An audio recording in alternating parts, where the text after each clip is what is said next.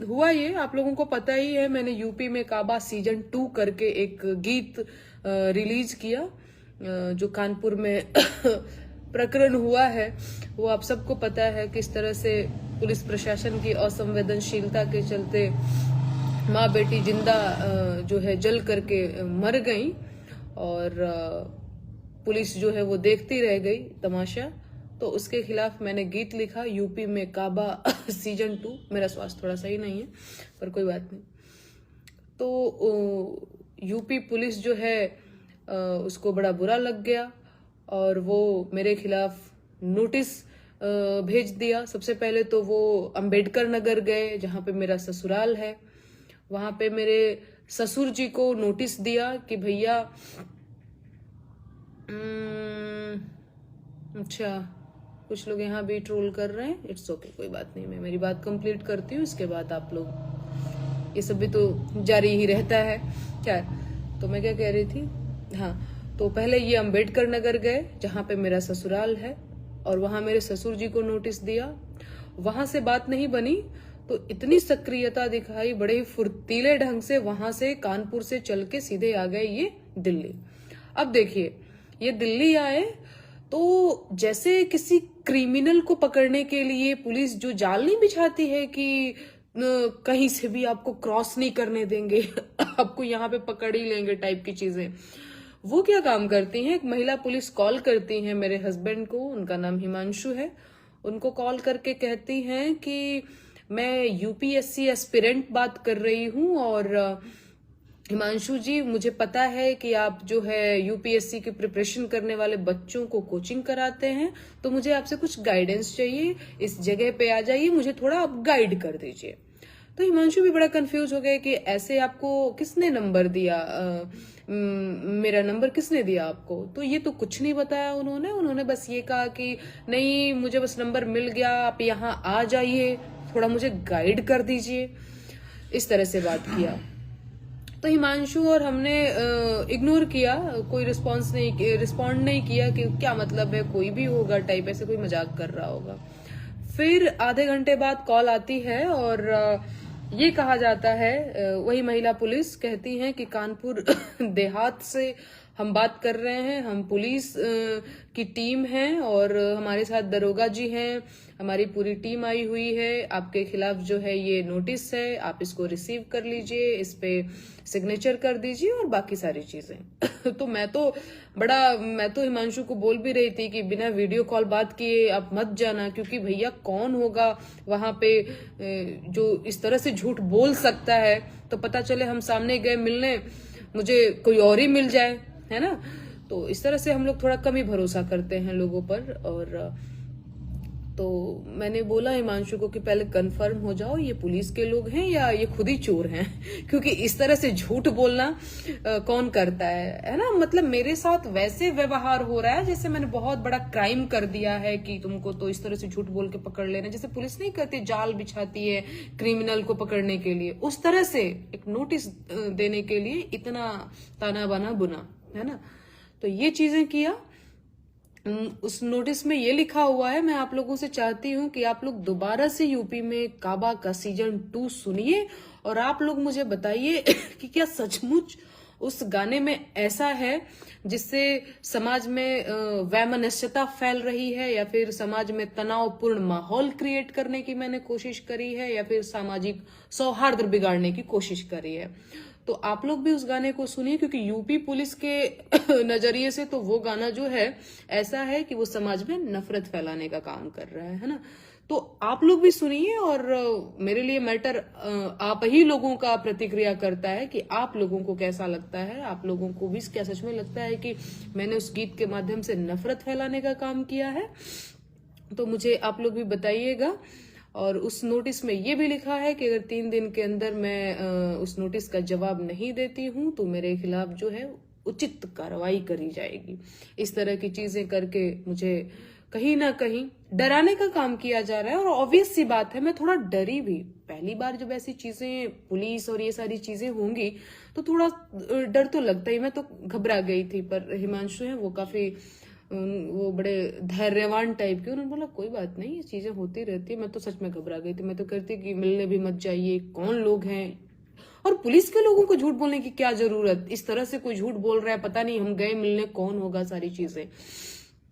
तो बाकी हाँ नहीं ठीक है, अभी मैं बहुत कॉन्फिडेंट भी हूँ, मेरे हस्बैंड मेरे साथ हैं, तो मुझे बहुत वैसी कोई दिक्कत नहीं है। बाकी मैं एक बात जो कहना चाहती हूँ, और वो ये मैं कहना चाहती हूँ कि मैं अपने गीत, मैं पिछले 2.5 सालों से गीत लिखती रही हूँ, गाती रही हूँ, कोई भी गीत या कोई भी मेरे शब्द ऐसे नहीं है जो जिसको आप ये कह सकते हैं कि ये आपत्तिजनक है या असंवैधानिक है, ये नहीं होना चाहिए, समाज के लिए ये सही नहीं है, इस तरह की चीज नहीं होनी चाहिए, है ना। तो इस तरह का शब्द मैंने कभी प्रयोग नहीं किया। बाकी यहाँ पे आप देख रहे होंगे मैं भारत का संविधान लेकर के बैठी हुई हूँ, और मैं बताना चाहती हूँ कि ये जो संविधान है मुझे अधिकार देता है बोलने की, पढ़ने की, रहने की, घूमने की, है ना।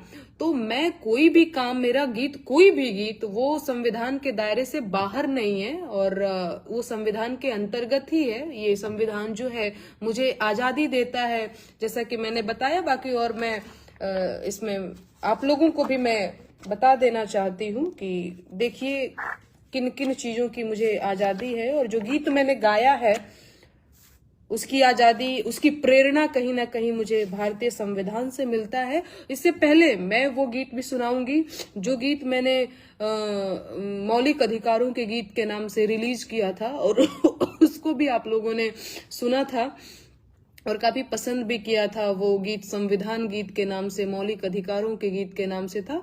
मैं चाहती हूँ कि वो गीत भी मैं अभी आप लोगों को सुनाऊंगी, लेकिन उससे पहले मैं एक चीज जो पढ़ करके सुनाती हूँ आप लोगों को, जो भारत के संविधान में लिखा गया है और जहां से मुझे प्रेरणा मिलती है गाने की, मैं आप लोगों को एक बार पढ़ करके सुना देना चाहती हूँ। ठीक है, संविधान किताब एक बार दिखा दो। संविधान ही है ये देखिए, शायद आप लोग देख पा रहे हो, एक्चुअली ये बहुत बड़ा है, ये इतना बड़ा है, इतना भारी है। ये भारत का संविधान है। मेरे लिए जितना पूजनीय गीता है, रामायण है, रामचरितमानस है, उतना ही पूजनीय भारत का संविधान भी है। तो मैं सुनाती हूँ। यहाँ पे लिखा हुआ है स्वातंत्र्य अधिकार अनुच्छेद 19।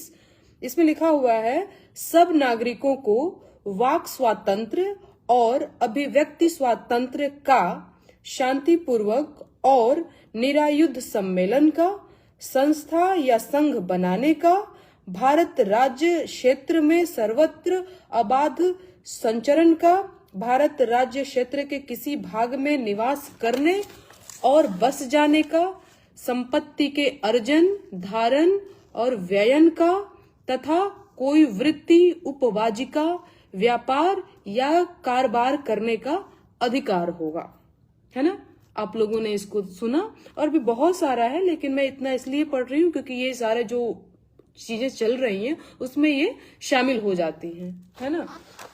तो ये अधिकार जो है ये अधिकार जो है मुझे भारत के संविधान ने दे रखी है। तो मैं फर्जी में ऐसे ही बेतुके सवाल नहीं कर रही हूँ, बेतुके जो है गीत नहीं गा रही हूँ। कहीं ना कहीं इससे मुझे इंस्पिरेशन मिलता है। बाकी संविधान गीत, मौलिक अधिकारों के गीत को मैंने भोजपुरी में भी लिखा हुआ है, और मैं चाहती हूँ कि एक बार फिर से मैं आप लोगों को सुनाऊं, ताकि जिनको अपने अधिकार न पता हो उनके सामने डराने की कोशिश करिएगा, उनको धमकाने की कोशिश करिएगा। मैंने बार बार कहा है कि मैं संविधान में विश्वास करने वाली लड़की हूं, तो आप मुझे डरा नहीं सकते हैं, है ना। आप सरकार में हैं तो आप रंगबाजी कर सकते हैं, बदमाशी कर सकते हैं, पर डरा नहीं सकते हैं, है ना। क्योंकि मुझे अपने अधिकार पता है कि क्या चीजें हैं, मैं क्या कर रही हूं, है ना।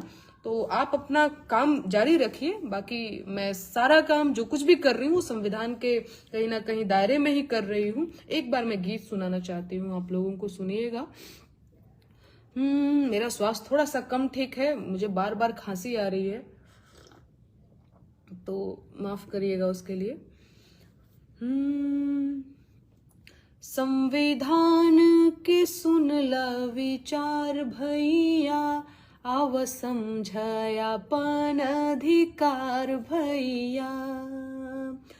काका चीज के हौआ हकदार भैया, आव समझया पान अधिकार भैया। तोहर पहिला अधिकार हौवे समता के हो, जाति धर्म के भेद मिटे जनता के हो। केहू छोट बड़ ना बराबर भैया, आव समझया पान अधिकार भैया। 14 से 18 के सार भैया, आव समझया पान अधिकार भैया। तोहर दूसरा अधिकार है स्वतंत्रता के हो, बोले पढ़े रहे घूमे के आजादी देवे हो, समुदाय व्यवसाय के आजादी देवे हो। 19 से 22 के गुहार भैया, आव समझयापन अधिकार भैया। तोहर तीसरा अधिकार है शोषण के विरुद्ध, बंधुआ मजदूरी बेगारी के विरुद्ध। 23 से 24 कहे बार बार भैया, आव समझयापन अधिकार भैया। चाहे मंदिर जइहा, चाहे मस्जिद जइहा, चाहे चर्च में, चाहे गुरुद्वारा जइहा, पूजा पाठ पे हक बा तोहार भैया, आव समझयापन अधिकार भैया। 25 से 28 के पुकार भैया, आव समझयापन अधिकार भैया। भाषा बच जाए कल्चर तोहार, माइनॉरिटी लोगन के हित के विचार। एहो 29 से 30 के पुकार भैया, आव समझयापन अधिकार भैया। तोहर घर से भइल घर के हु गिरफ्तार, 24 घंटा में कचहरी करे खुद विचार। 32 से 35 के जुगाड़ भैया, आव समझयापन अधिकार भैया। संविधान के सुनला विचार भैया, आव समझयापन अधिकार भैया। वाह, शानदार, बहुत बढ़िया। Thank you. देखिए ये मेरे पति है ना, ये बड़े ही अच्छे हैं। मतलब मैं इनकी वजह से इतनी कॉन्फिडेंट हो पाई हूँ कहीं ना कहीं। नहीं तो अभी आप लोग समझते भी होंगे इस चीज को, मैं यूपी बिहार की लड़की हूँ और यहाँ पे कितनी बड़ी बात हो जाती है ना। अभी मेरी शादी को सिर्फ 8 महीने हुए हैं और जिस तरह से ये सारी चीजें मेरे साथ हो रही हैं, समाज के लोग पहली बार पुलिस दरोगा जैसे लोगों को देखने के बाद वो ये नहीं सोचते हैं कि कोई मैटर हुआ रहा होगा, कोई बात हो ही रही होगी। उनको बस ये लगता है कि देखा देखा फलाना के पतो हो के अइले अबे जुम्मा 8 दिन भी ना भइल, कोर्ट कचहरी पुलिस दरोगा बुलावे लागल। बड़ा हमारे यहाँ इंसल्ट के नजरिए से देखा जाता है। और सही बात है, यहाँ पे जब कल आई पुलिस की टीम तो मेरी सोसाइटी के गार्ड जो है वो लोग भी मुझे ऐसे देख रहे थे जैसे मैं कोई चोर उचक्के को कोई देखता है उस तरह से देख रहे थे। तो बड़ा इस टाइम पे हिमांशु का साथ है और यही है। मैं तो कई बार बहुत नर्वस हो जाती हूँ, तो वो कहते हैं कि नहीं तुम्हें बिल्कुल नर्वस होने की जरूरत नहीं है, मैं तुम्हारे साथ हूँ। और यही है कुल मिला जुला करके। और कहीं ना कहीं हम लोगों का एक छोटा सा परिवार है। अच्छी चीज ये है कि मुझे अपनी फैमिली में सभी लोग सपोर्ट करते हैं और आप लोगों के भी कहीं ना कहीं मुझे सपोर्ट की हमेशा जरूरत रहती है और है भी, क्योंकि अगर मैंने आप लोगों से कमिटमेंट किया हुआ है कि मैं आप लोगों के साथ हूँ, तो आप लोगों को भी ये कमिटमेंट करना होगा मुझसे कि आप लोग भी मेरे साथ रहेंगे, जो कि हैं भी। मैं देख भी रही हूँ लगातार ट्विटर पे 7वें 8वें नंबर पे ट्रेंड कर रहा था मेरा नाम, तो ये आप लोगों का सपोर्ट ही है, जिसके लिए मैं तहे दिल से शुक्रिया करना चाहती हूँ आप सभी का कि मेरे साथ जब इस तरह की चीजें हो रही हैं तो आप लोग मेरे साथ हैं। मैं तो बड़ा आभारी हूँ आप सभी का। और बाकी यही सारी चीजें हो रही हैं। मैंने सोचा कि बहुत सारे आज मीडिया के लोगों के साथ इंटरव्यू भी हुआ है, तो मैंने सोचा कि मैं भी आप लोगों को सूचित कर दूं कि ये सारी चीजें चल रही हैं हमारी लाइफ में।